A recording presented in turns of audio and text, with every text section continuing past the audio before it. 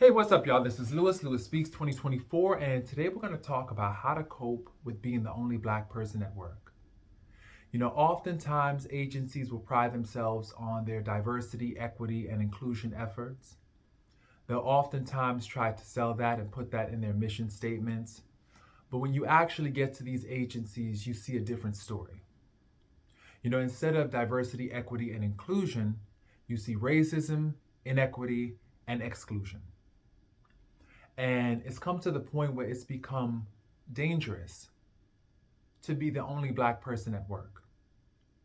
I'm a firm believer that being the only Black person at work constitutes a hostile work environment. Because oftentimes we as Black people within these settings, within predominantly white workspaces, we are often targets. We have these invisible targets on our backs where we're constantly unduly challenged, we're constantly criticized, we are constantly just under scrutiny at our jobs. There is psychological warfare, even among our supervisors and those who are charged with the responsibility of supporting us within these spaces. Oftentimes, we have little to no support whatsoever. We don't have other Black people. Very rarely, let me just say that, very rarely do we have Black people in upper management positions and leadership positions. Most of the positions, whether you're in a corporate setting, whether you are in a mental health or a healthcare setting, whatever setting you find yourself in, technology, business, you will notice that there's very few Black people, if at all, in administration and those leadership positions. And so oftentimes you are left feeling unsupported, left feeling unheard. The racial gaslighting is real. You have to always prove and have documentation and evidence that you are being discriminated against or that your concerns are valid and real. But I'm here to tell you right now, if you're watching this video and this video strikes a chord with you, your concerns are valid and real. If you are a Black professional living in 2024, your concerns are valid and real. Do not ever let anyone gaslight you or talk you out of your feelings, because the truth is that's what they try to do. That's what people, as white people, let me just be very clear. Biased white people who work within predominantly white workspaces will try to undermine your thinking. They will try to undermine your confidence. As a Black professional, they will always second guess your thinking. Always. They will always have to verify your thinking by looking up anything that you suggest or any idea that you have or any information that you provide them. They have to verify it by looking it up. They have to double check, because how can you know that? Their bias always tells them that we as Black people don't know a damn thing. They think that we don't know anything. The media, television, the magazines have always told them that they are the all-knowing ones, that they are the standard, and that anything that contradicts whiteness is subpar and below standard. I'm here to tell you that's inaccurate. Do not drink from that Kool-Aid. I was watching a podcast today, and it was on YouTube, and it really made me think, why are Black people always forced to conform to white ways of doing things? We have to leave our language behind, how we speak, our idioms. It's not professional. Who dictates what's professional? I'll tell you who dictates what's professional. White people. White people have dictated what's professional for years. We can't come to the office sharing our Blackness, sharing our experiences, because it's not deemed professional. Why are we forced to always conform to the white way of doing everything? To white language, to white lingo, to white... It's ridiculous. Even within the mental health care system, a system that prides itself on being diverse and culturally humble and culturally responsive, it's tone deaf. It's tone deaf. All the language that we use, it always has to be white. And when I say white, I say basically just soulless. Basically, that does not have a heart, that does not have any care or concern. It's just very mechanical. I call it mechanical language. There's no soul. It doesn't really factor in the human being. I speak within these circles. I'm telling you, every single day I sit at a table that's predominantly white, right? And I realize that when I speak, they pretend as though they don't understand me. Like I'm not speaking English. And I know that the words that I'm using are clear as day. I'm clear, concise, to the point. But they pretend as though they don't understand me. You know why? Because they're not listening. The moment that a black face opens their mouth to speak, they get deaf. They instantly get deaf. White people instantly pretend as though they're deaf. And here's the thing. The darker your skin is, the more white people get deaf, the more deaf they become. And my thing is this, what they'll do is try to placate you. They'll nod their head. They'll basically patronize your thinking. But they will never incorporate it and implement your thinking into the structure of the agency. And that's where change happens. And we talk about systemic racism. But here's the thing. We are given the illusion of inclusion as Black people within these spaces. We are given, what I mean by that is that oftentimes our ideas will be patronized, okay, yeah, pretenses at listening, but never any real investment in what we're saying. Our thinking is never really incorporated into the main structure, and I'm tired of it. I personally am tired of it. I know you as a Black professional out there, you're tired too. I know that as Black professionals, we oftentimes leave our jobs feeling demoralized. We leave our jobs feeling unheard, devalued, disrespected, diminished, dismissed, disregarded,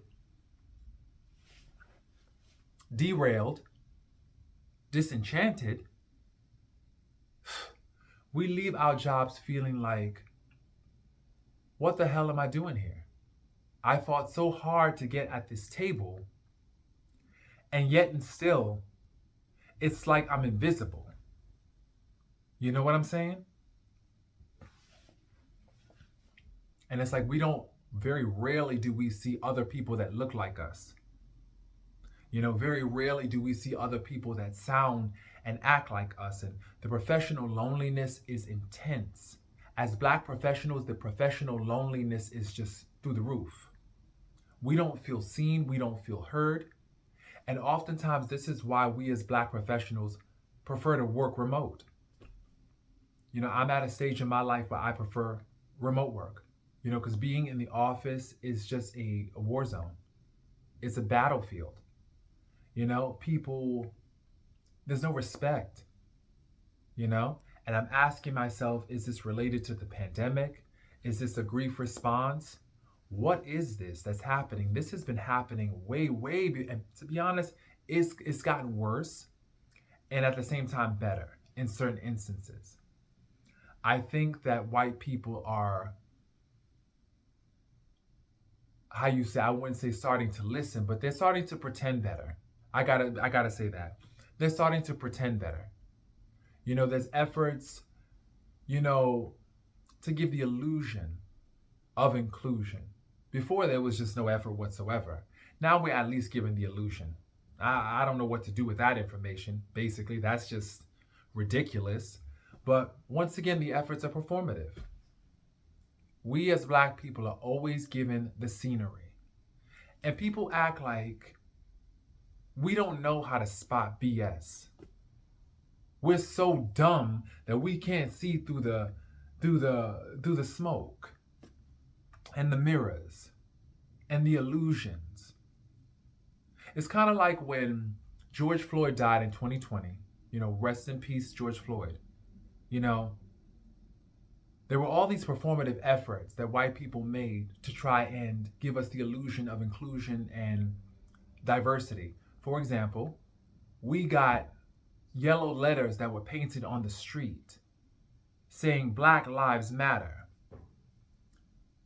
I don't know about you, but where I live, they had those letters, and those letters were run over by cars, which was an insult and really symbolic of the way white America hates Black people. It was yet another anti-Black sentiment. Yellow letters on the street, cars rolling by, rolling by, rolling by. Basically, they didn't bother to reapply the paint anymore. Over time, Black Lives Matter disappeared off our streets. It was a performative gesture to show that white people care. They care. Was it because they cared? Or was it because they just didn't want to incite an insurrection, an uprising? They wanted to quiet us down. They wanted to give us crumbs to appease our anger, to appease our outrage. And that's what we're being given now with these DEI efforts, this diversity, equity, and inclusion. We're giving crumbs just to shut us up.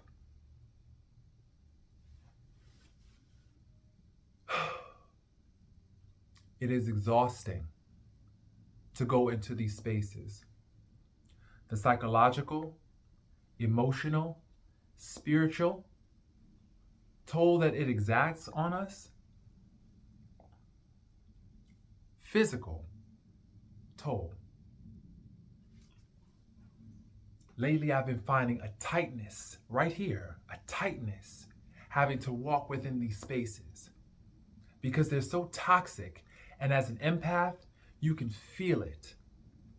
I pride myself on being an energy reader. I read energy better than I read any other thing.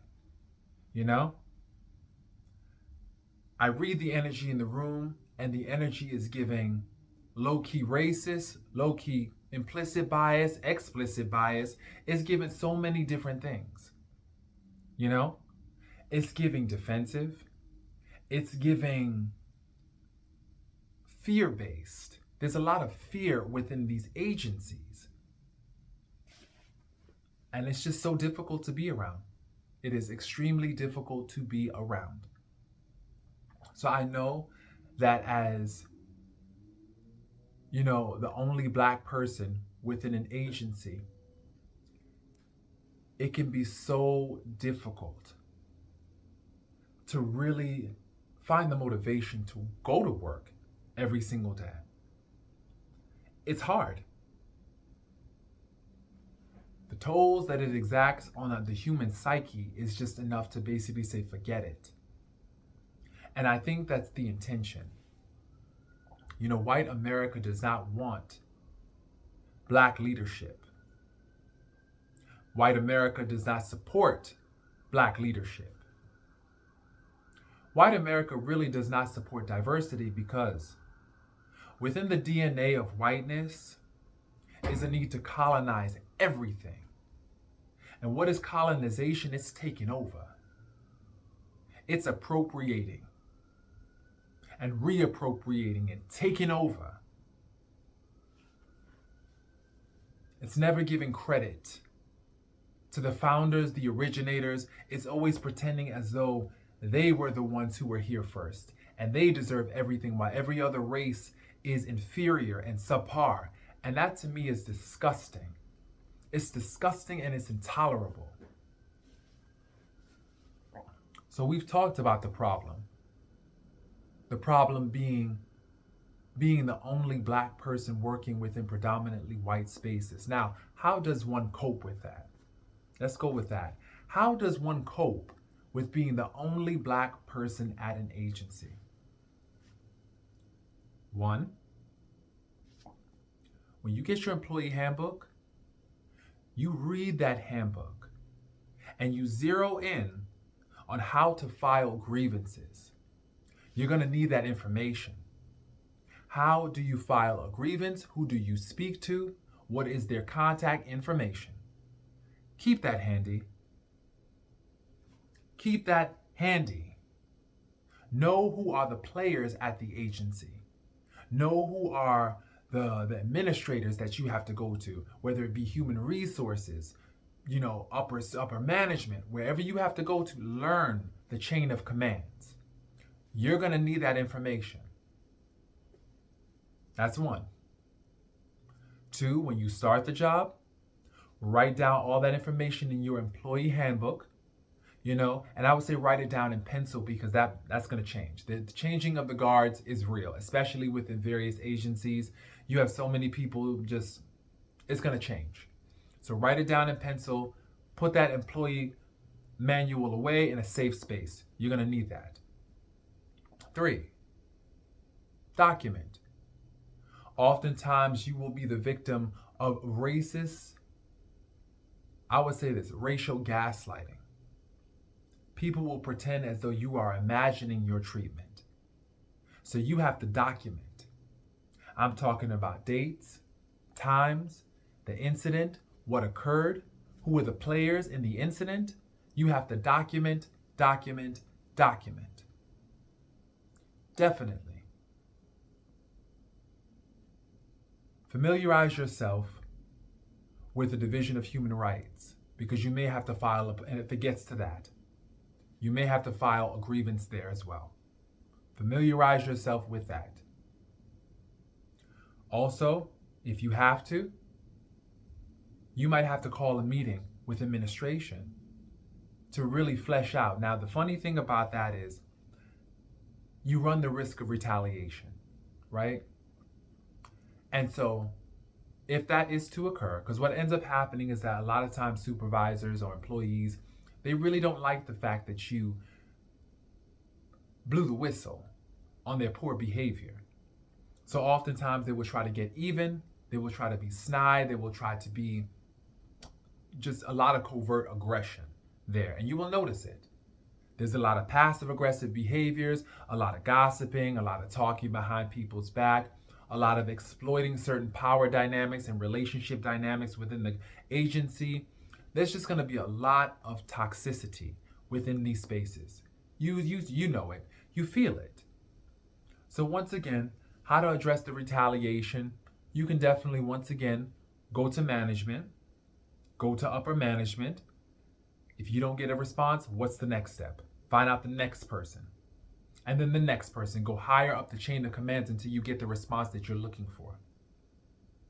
Keep in mind also, this is 4, I believe we're at 4, actually 5. Keep in mind that you're not going to be liked. Don't worry about being liked. Many of us within these spaces oftentimes try our best to fit in with the agency culture. We try our best to the best of our ability. And this leads to what they call double consciousness, where basically we as Black professionals experience this almost dissonance between trying to navigate between this white world and also our Blackness. We have this almost tug of war as we try to navigate and negotiate these spaces. So it leads to that double consciousness. And oftentimes a symptom of that is you feel like you're losing your identity trying to assimilate into this new identity, trying to assimilate into this predominantly white agency or organization. So you have to realize that you will not be liked by people, and that's okay. They do not sign your checks. They do not hold the key to your prosperity. You have to realize that. Also realize 6, this is 6, you're gonna have to enlist outside support. Find your tribe of professionals who also are supportive, who are going through the same thing, preferably. They can give you the tools and they can give you the support that you need to navigate these spaces. Because it's really difficult. It is really, really difficult to do this alone. It really is. Take it from somebody who has tried to do this alone for the longest time. It is challenging. Oftentimes, you're not given enough information to do your job. You have to learn about things through osmosis, through hearing and ear hustling. You have to basically eavesdrop just to get information necessary and crucial to your role. You're not given the support that you need. You oftentimes feel as though you are an agency unto yourself. You carry the agency within your body. And do you know how heavy that can feel? Do you know how heavy that can feel when you feel as though you have no support? When you go to your supervisor, when you go to other employees, they're trying to make you feel as though you are wrong, or you're somehow misperceiving the situation. You're not given the information necessary to do your job. It's exhausting. It's a lot. It's a lot.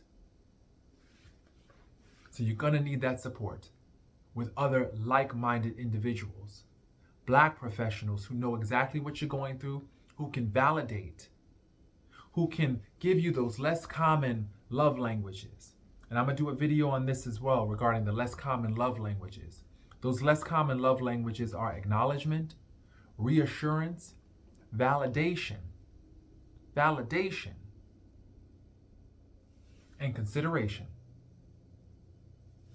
You're going to need that, especially the validation, because that validation goes a long way. When someone tells you that, no, you're not crazy, you're not imagining this, this is real, they are doing this, you keep strong, here's what you do. That's why I had to make this video, because I know that at times you can feel as though, am I being too sensitive?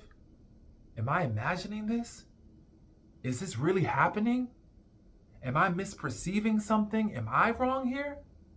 Am I doing something wrong? No. You feel it. You know there's something that's not right within a certain agency. You know, you can feel it. You're not wrong. You're right. And if it gets to be too bad, I'm going to tell you right now, if it gets to be overbearing, where you're not getting the responses that you're looking for, when you go to these upper management places, if it gets to be too bad, you might have to launch. You might have to launch. And what does that look like? That looks like creating a, for one, safety plan. I think you should be doing that initially anyway. That's one of the initial steps too, creating a safety plan to keep yourself safe, but also create a safety plan while you work on a long-term plan on launching from the agency or organization where you work. You definitely have to create that safety plan and that long-term plan. What does it look like for you to launch? Give yourself a time frame. Begin to explore other opportunities. Begin to do your research on other agencies, network with other providers. Look, because you're going to have to launch if it gets to be too much. I personally believe, no organization, no agency is 100%. If you're getting 80% out of an organization and you got that 20%, okay, it's manageable, sure. But if you start to see those numbers and those figures shift and you start to get like 60-40, 40-60, it's just, it might be time to evaluate whether or not you want to continue working within these spaces, because for one, your health is invaluable. It's invaluable. A lot of these agencies, they make you sick. Physically, mentally, emotionally, spiritually, they make you sick.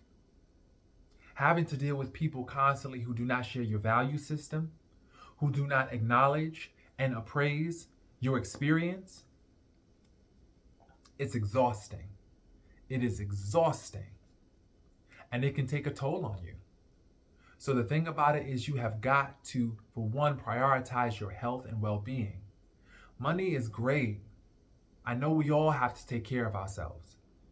But the thing about it is this, you can't take care of yourself if you don't have a self to take care of. That's the thing.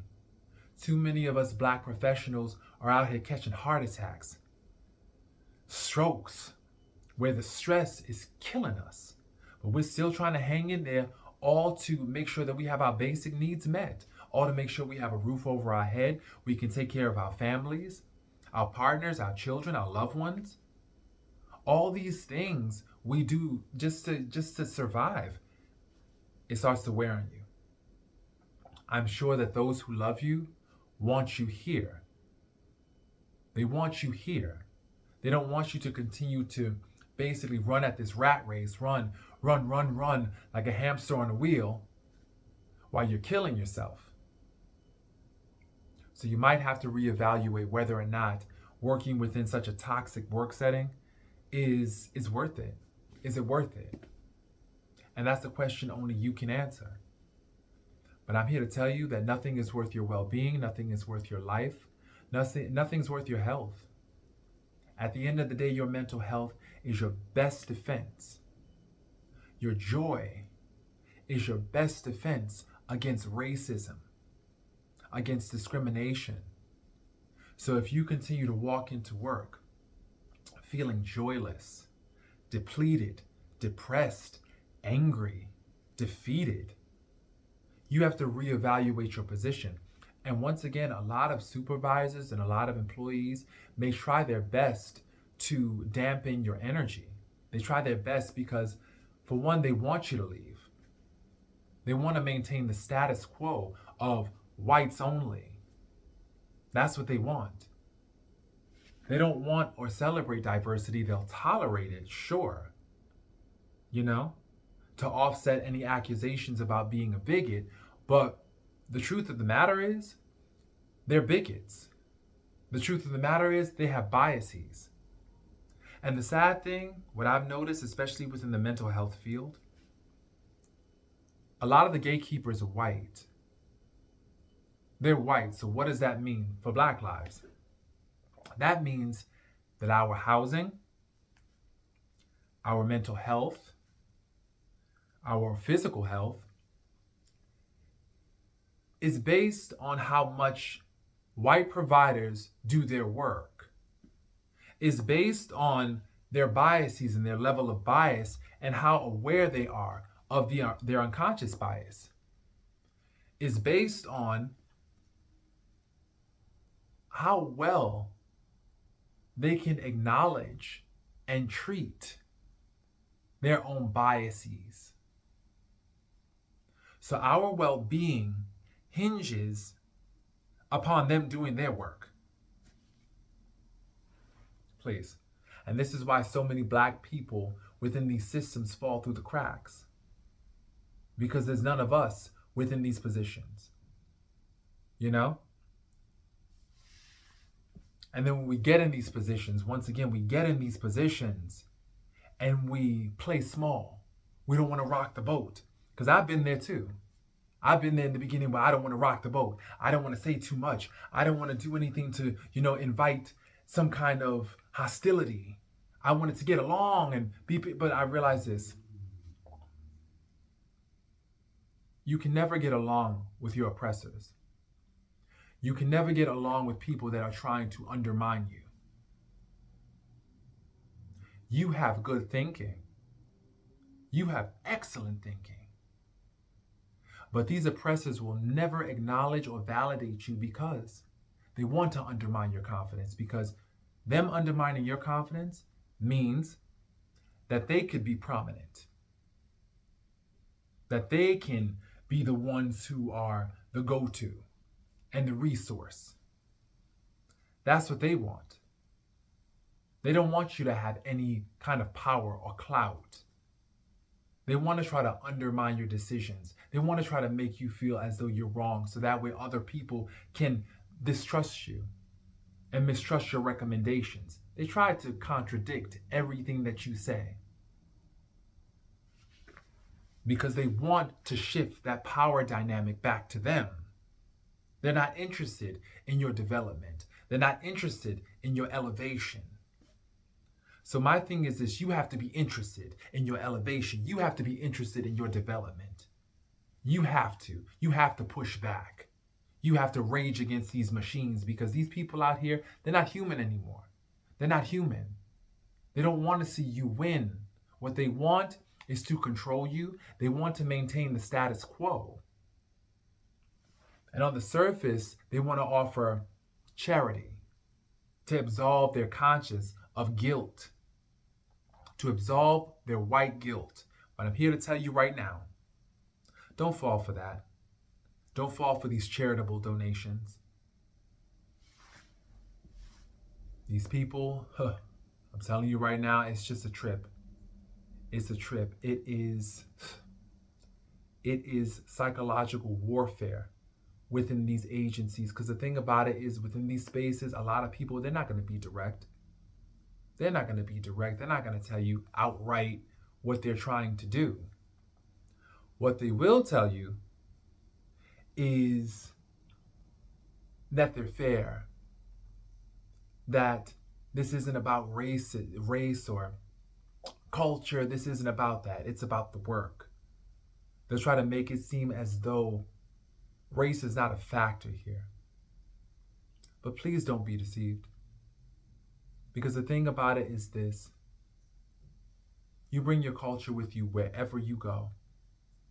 And any place that says that race doesn't matter or culture doesn't matter, that place is just low-key racist. Just keep your eyes open and know that you are not alone, but you also have some tools.